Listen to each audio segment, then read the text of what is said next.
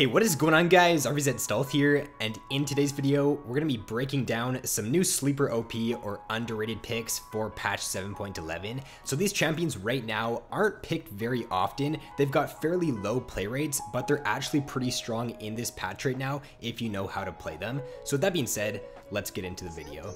So the first champion up here is going to be in the mid lane, and it's actually going to be Pantheon mid. So the reason to why this works right now and why it's pretty strong in this meta is because one of the most picked mid laners right now is Kassadin. Pantheon is the hardest counter to Kassadin. The reason for this is because Kassadin just can't out trade Pantheon in the laning phase, and if Kassadin does try to walk up into melee range to CS, then Pantheon is just going to constantly keep spearing you, and he's just going to eventually be able to zone you from CS, and you're not going to be able to do very much at all in that lane.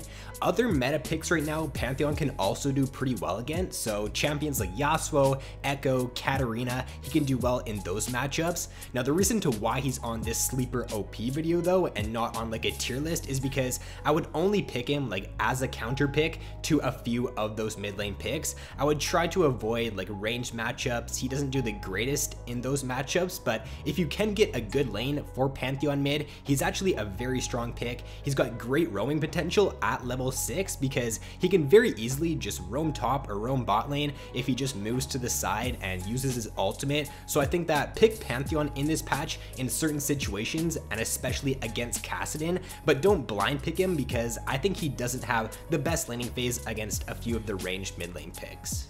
Next up is going to be another mid lane pick here, and it's Malzahar. So Mal's mid in this patch is performing very well so far. In the support role though, he's not doing great this patch. I would not recommend playing him support. The reason for it is because you can now one hit his voidlings, and therefore it kind of defeats the purpose of playing Mal support. The enemies can just one shot your voidlings if you try to put them out and deal damage to them. So stay away from support Mals, but I would highly recommend picking up mid lane Mals. The reason why mid Mals is a lot stronger now is because you actually don't really rely on your voidlings to deal the most of your damage. Your damage now comes a lot from your ultimate. Your ultimate now has a base damage on it, and it also does have a 1.15 AP scaling. So when I was playing Mals, I found that his ultimate would actually chunk squishy targets to like around half HP or even sometimes below half HP if you do have a lot of AP built up. Your voidlings isn't really what makes you strong anymore.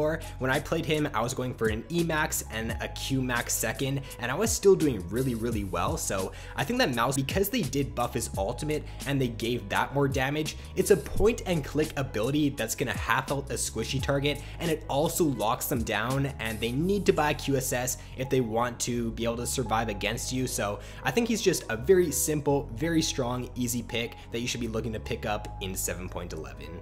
And then he's also a pick that can do pretty well against some of these meta picks right now in the mid lane. Malz always does great against assassins, and because Kassadin is meta right now, Malz is a great pick into that. He's also a good pick into Yasuo, Echo, Katarina. He's a great pick into pretty much everything that Pantheon is a good pick into, so I would highly recommend that you try out Malz mid for this patch.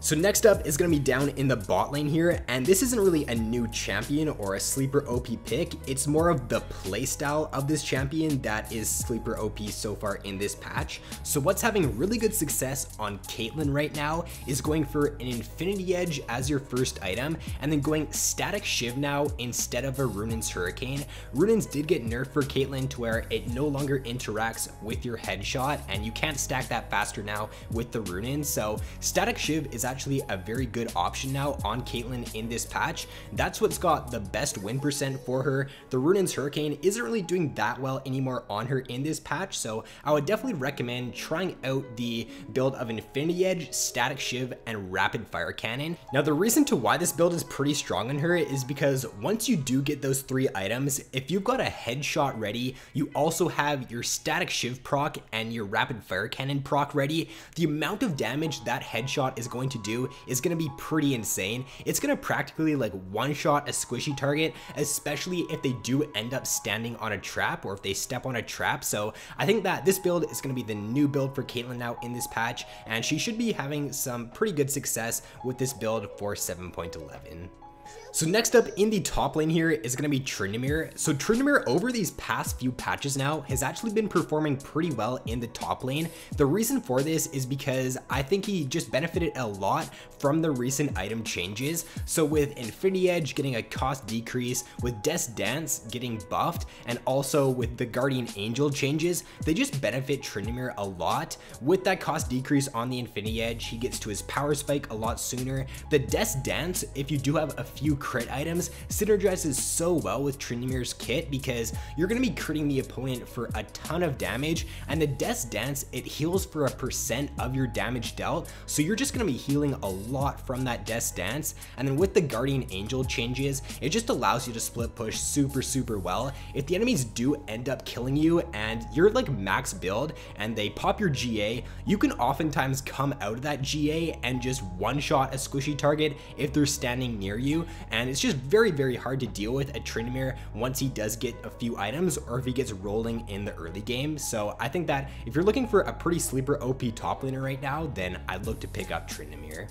And then one more reason to why he gets slightly better in this patch is because of the Ninja Tabi nerfs. With a lot less champions going to be picking up this item now in this patch, it means that Tryndamere is going to be able to do a lot more damage. He's no longer going to have to deal with like the enemy AD carry building Ninja Tabis every single game, or like the enemy mid laner building them. So therefore his damage output on those squishy targets is going to be much greater in this patch.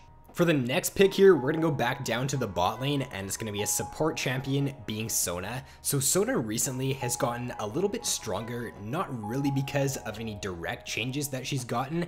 The meta right now is actually pretty good for Sona because she's one of the best champions at rushing Ardent Sensor. The reason for this is because whenever you do use your W and your teammates are near you, it's going to give that shield to all of your teammates. And because this meta right now is heavily focused with like auto attack based champions in the top lane and obviously the AD carry role, I think that Sona with an Ardent Rush right now is just super strong. We've got a lot of like Yasuo being played right now. There's a lot of Fiora, Renekton, Darius. Those are like the most picked top laners in this patch, and then I guess Riven as well. And all of those champions really do benefit from going an Ardent Sensor Rush from your support because it just makes their auto attacks do a lot more damage. They gain that attack speed. I think if you can rush this and you've got a Yasuo on your team, then that just gives you a really good mid-game power spike.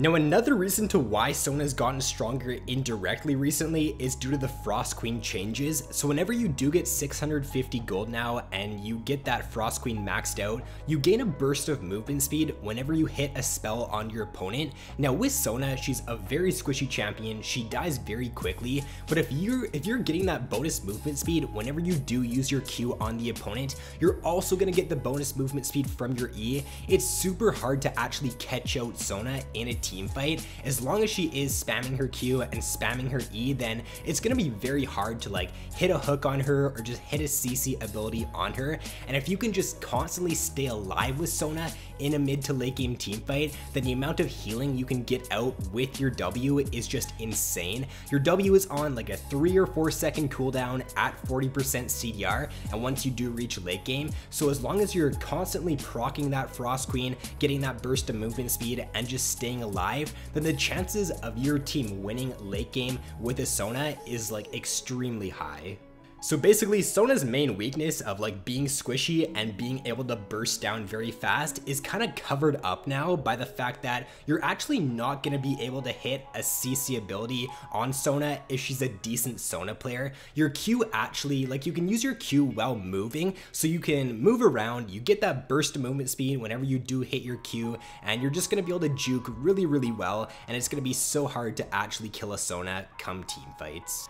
So really, the only champion I'd try to avoid in this patch if you're picking Sona would be Blitzcrank. The reason for it is because even though if you're getting that extra burst movement speed with Sona and you're very hard to catch out, All Blitz has to do is hit like a flash hook on you when you're not expecting it, and you'll just die instantly. Also, in the laning phase, Blitz is just a really good counter to you because that one hook could just mean your laning phase is over and it's going to be very hard for you to catch up if the Blitz gets rolling.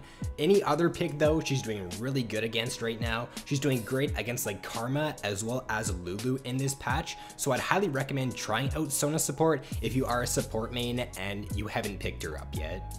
And then to round out this video, the final pick here is going to be one that I usually feature in these videos, and it's Sion in the top lane or in the support role. The reason why I'm including Sion in another one of these sleeper OP videos is because he did recently get a buff this patch to his W, which makes him a lot more tanky. Now Sion, with the recent changes to other tank champions, he's actually a much stronger pick now for a tank if you're looking for one. I think that with the nerfs to like Maokai, Poppy, Nautilus over the past few patches, Sion is definitely one of the best tanks that you can play. He's up there with like Gragas and Galio. I think that he's on the same level as them right now for solo queue at least. So if you're looking for another good tank champion to add to your champion pool for the top lane, or another good tank for the support role, then I'd recommend picking up Sion in 7.11. So that is going to conclude this video. If you guys did enjoy, then be sure to leave a like and subscribe if you have yet to already. So thanks for watching, guys. Have an awesome day, and I will see you